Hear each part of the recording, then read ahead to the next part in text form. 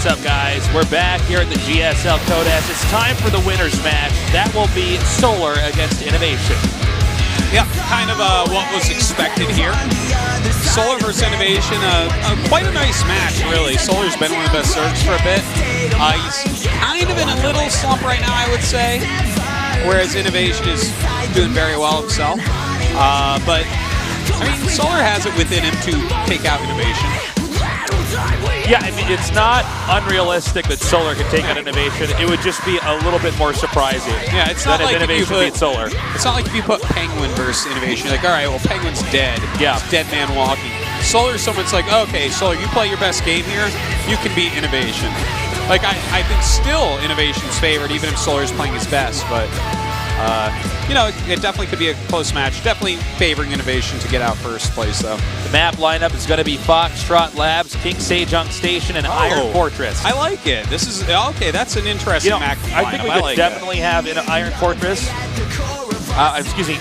We could definitely get to map number 3, which is Iron Fortress. These guys are close enough in skill. Absolutely, especially with Foxtrot. That's a map where anything can happen. So I like it, man. I'm very happy with this map set. I was afraid that I'd have to watch another Overgrowth game. Yeah, I don't want to see you play on Overgrowth. To be honest, Overgrowth is becoming Daybreak. Well said. Yeah. I was actually very disappointed. Overgrowth is going to come out of this I would almost like there to be a little bit more map rotation in StarCraft II. I feel like it goes a little bit too slowly, to be honest. Yeah, well, this time it definitely did. Yeah. Hashtag green cool. All right, guys, we're going into game number 1 of the winner's match in this ZvT. In the bottom right, in the red, he is Samsung Galaxy Khan Solar.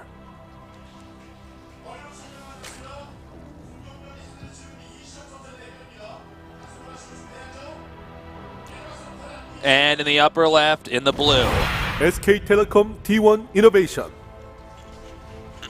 You know, it was very sad this latter season when they were originally going to take Overgrowth out and leave Foxtrot in. And I was like, oh, wow, that's actually really nice because Foxtrot's like a newer map and people are really getting it now. It's actually getting vetoed less and less. It was highly criticized when it came out, but yeah, it's definitely it was the most criticized map, I think, when this pool that we're playing on right now was rotated in. But it's actually quite a nice map. And then like enough loudmouth babies on the internet whined about it, and then they took Overgrowth back in and took out Foxtrot. Babe nerds. Yeah, it's like, oh my God, you whiners! Like, shut up. Well, you know, the internet has become many things. It's a way for humans to connect. It's a vehicle for revolutions to start. And then it's also a place where people that don't spend enough time playing the game can certainly complain about the current state of things. Indeed, indeed. But I am so bored of Overgrowth, I can't even tell you. I actually am 100% it's so standard and normal. The same page as you. Well, it was good when it came out, but I just think it's been around for so long. Like, we're not really seeing a lot of new stuff on it. No, it's so mapped out. Am I incorrect in saying that the map rotation was quicker in Brood War? Because I feel like it was. Maybe that's because it was out for so much longer, and time seems shorter in my past memory. Yeah, but I swear they were just a ton more maps when it came to laddering, when it came to tournament play. The overall map number in StarCraft 2, will, by the time we get as old as StarCraft 1 in the pro scene, will be much higher in StarCraft 2. but in fairness, there was a first initially when StarCraft 1 came out, there was the beginning, the infancy of a pro scene, okay? And then to compare that with StarCraft 2, which was jump-starting all of esports internationally, I would question if in the latter part of Brood War, the map rotation was not moving more quickly. It was new maps each season, but we have new maps each season. We have like the same amount of new maps each season as Brood War did, I believe, but we have a bigger map pool, so we keep some maps in. So maybe it feels like that, but I don't think it's actually the case. Yeah, I'd love for someone to number check that. Because it just seems to me like maybe maps should move a little bit quicker. I mean, you could be right. It's, I mean, I'm bored of some, I'm definitely bored of Overgrowth. I think I've said that enough times, but like, seriously. Are you bored of Overgrowth? No, I love playing on that map all the time only. Oh, doesn't get that last. Oh, he does! That was crazy. I was sure he wasn't going to get that. Nice. By the way, going up to 3 Reapers, which is really cool to see because his teammate Dream just did this. Went up to 3 Reapers against Leenock and actually took him out in one of the best played TVZs I've seen in a very long time. Well, this is recently. really going to throw the Zerg off guard here. Yeah. There's a lot you can do with 3 Reapers. Yeah, this is really and cool. That one Reaper's about to merge up with the other 2. I think Dream ended up killing like 2 drones and some lings or something with, but he did like a fantastic job with it. And Innovation showing, like, the thing is they're teammates. They're both like really very strong Terrans. I really like what we're seeing here, that these guys are rotating back into the 3 Reapers saying, no, we can do damage with this again. Because for a while they were just didn't do damage, so no one did it, but look, he's done work. He's identifying the meta. He's shifting his play around. And even with those lings up there, they couldn't stop the Reapers from getting in. The Queens eventually zoned the Reapers out. And oh, he's in pursuit. Look at that. That's fantastic. That is fantastic. Oh, he's going to... Oh! Nicely done. Yeah, there are speedlings out. If he loses all these Reapers, that sucks, but... Well, let's see how he micros up here. He loses 1, yeah, and yep, he's going to lose the rest of these here. That's too bad. But hey, delaying that drone, not a bad thing at all. No. That was a really great delay. He did some very good harassment with it earlier on. I think that was a conscious decision. Like, he knew that speed was on the way. He had already been in the main base.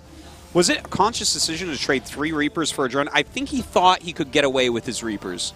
I don't think you'd ever trade those 3 Reapers for that drone.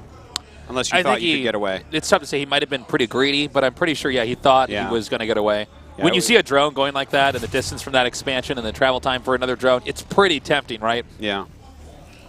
It's too bad he didn't save it, though, because that really adds a lot of beef to your Hellion harassment. Well, the Roach Warren's about to finish here. We'll see if he does anything aggressive from this. I mean, when you get those 3 Reapers and lose them, your army back at home is pretty sparse. He's making 4 Roaches now. Do you think there's a chance he'll do some kind of attack up here towards the front? Or are these Roaches purely deterrent? I think he's going to move out. You think so? I think he has to. Like, 9 Roaches on the way. If you're going to make defensive Roaches, I feel like it's going to be 4 or 5. Like, yeah. With this many, he's got to move out with them. Or they just sit there and lose value. Okay, the Queen taking some serious damage here. Yeah, the Link's coming up. He did just show 2 of the Roaches. I don't know 100% that Innovation saw it because he had turned away right then, but he's making 3 bunkers. He absolutely saw that there are Roaches, and he's playing very defensively because of it. Well, Innovation's going to be in superb shape if he holds this attack. Yes. The question is, how much can he actually hold? It's more than clear, especially now with seeing the Roaches and the Lings here, what the intentions of Solar are. He's going to get behind this, close the wall. There we go. And start filling this bunker up with Marines. And he gets that first Marine in there. SCVs come down to repair while the Hellions do damage from the side. The other 2 bunkers finish, making a total of 3. If he had another bunker, it would be 4 bunkers. And if he lost 2 of those, he'd be back to 2. So we have a lot more Roaches and Banelings being morphed down here. A lot of Lings on the way. This is, he has to get some damage done here. Those 2 Widow Mines look very nice. Yep. 3 bunkers, a bunch of Hellions. I think Innovation will not die to this. Well, the Banelings are coming up. He already evacuated. Not even actually connecting that properly. Yeah. And Widow Mine hits are coming up now. Yes, more Lings come up, but the Hellions in the back are all still alive. The bunker's still being repaired. Is it even going to go down? Oh, man. No! He has slaughtered this attack. I think that's... Well, let's see if he can get any more damage in here. I think the answer is actually no. Just needs to repair that last bunker he at the killed top. 8 SCVs, a bunch of depots, a couple of units here and there. He's still going. Yeah, it's not done yet. Yeah, I mean, he needs to do more than that. He's definitely not done enough yet. Guy is on 38 drones, okay? He's on 38 drones against someone getting 1-1 that has a lot of tech. Okay, well, here come those Widow Mine hits now. Ooh. The Banelings come up. Are they going to go for the bunker? No, they try to go around. The bunker is detonated. But the SCVs are pulled. Not losing any, mind you. And another bunker comes down here. The Widow Mines are becoming a bigger and bigger problem. Every time he engages, he's losing so much.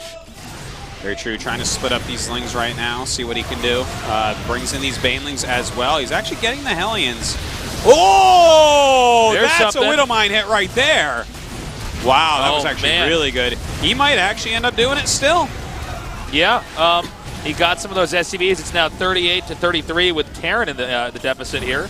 Yeah, those last couple Baneling hits were gigantic. The Lings are coming up once again.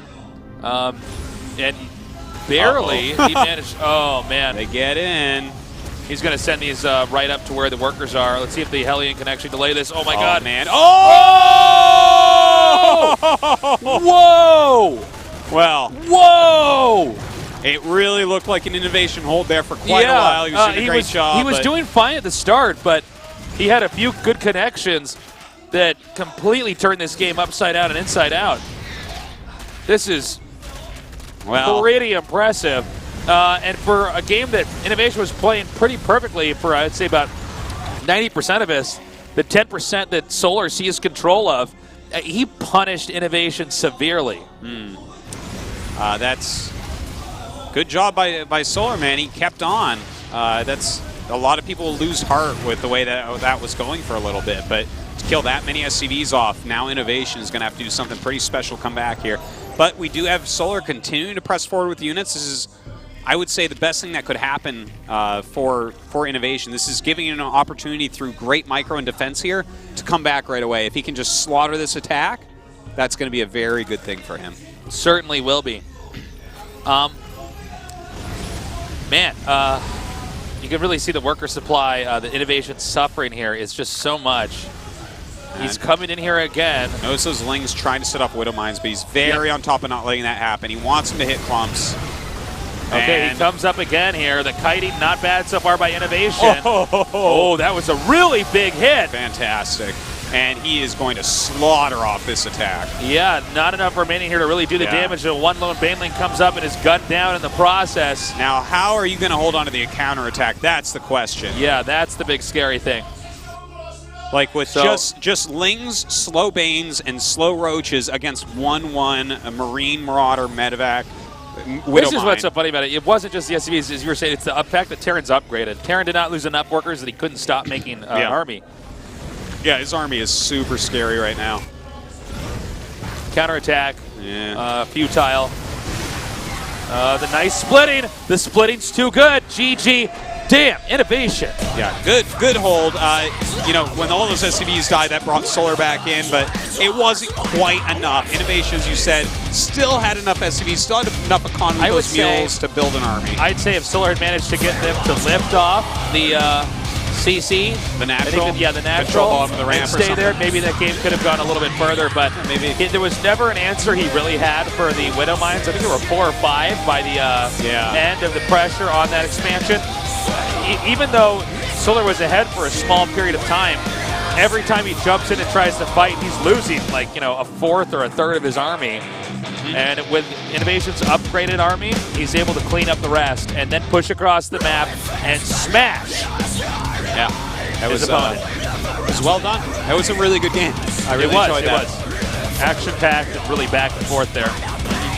Well, that's Foxtrot. It definitely gives us some interesting games, some different ways that you can play. Not going the way here for Solar, but the next map I believe is King Sejong Station. Yeah, because the last map gives is us Iron some really Fortress. nice maps. Yeah, some really nice games rather on King Sejong. Innovation. There may be another delay here. I think the only thing on Innovation's mind right now, he's like, I wonder if parting is going to put me in the group of death during this selection phase of round of 16. It's like Maru, Innovation, parting, and I don't know. I wouldn't be surprised if Party did something like that. Yeah. I did see Innovation talking, I believe it was Coach, so I don't know if we're going to have another delay here.